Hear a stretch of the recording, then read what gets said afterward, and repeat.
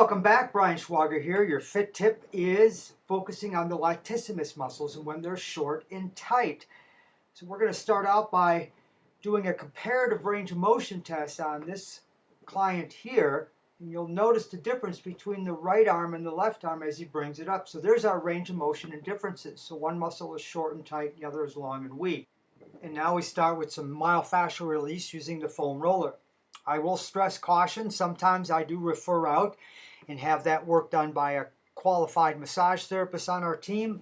But for the most part, we can do some foam rolling. And if you'd like to learn a little bit more about how I describe foam rolling in detail, I have an article on my blog that will go into that detail for you. Now, fascia is important to release because it is a thin layer that lies over the muscle. And when it gets constricted, it will also constrict the muscle itself. So if a muscle has a knot in it, meaning that there's a knot in the fascia, it will shorten the muscle. If you take the knot out, then the muscle can get elongated easier. So in this demonstration, what I'm actually having my client do is I'm having him relax the left arm and gently roll across that upper latissimus.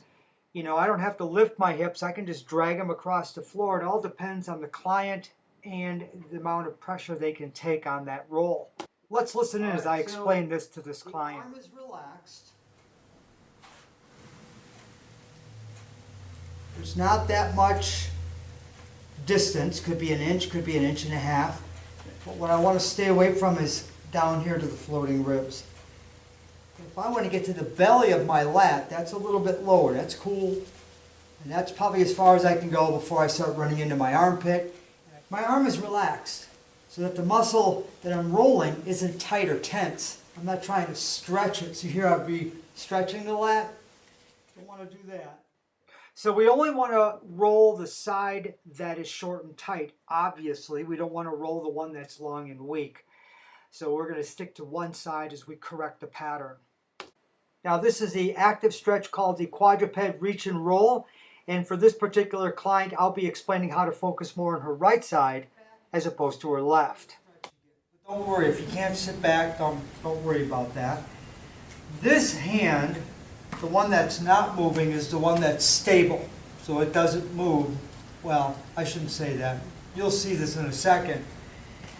As I inhale, I reach out, and I'm looking in the opposite direction, aren't I? Yeah. So actually, look at my right shoulder. What's it doing? It's going down as my left shoulder's going up. Right. So this is the tempo. Inhale. And it's vitally important that we do the inhale and the exhale in the right order. And I'm letting the shoulders glide. So this shoulder's going up, this shoulder's going down, and there's a little rotation in my spine there, isn't there? Yeah. And that little bit of rotation is great for increasing the mobility of the spinal column between the shoulder blades. Now we have to shift. We have to open up that hip. So I could shift my legs over a little bit. Now the reason I did that is that particular client had some tightness to the muscles above that hip on the right side. Shoulders going down as the right shoulder's going up.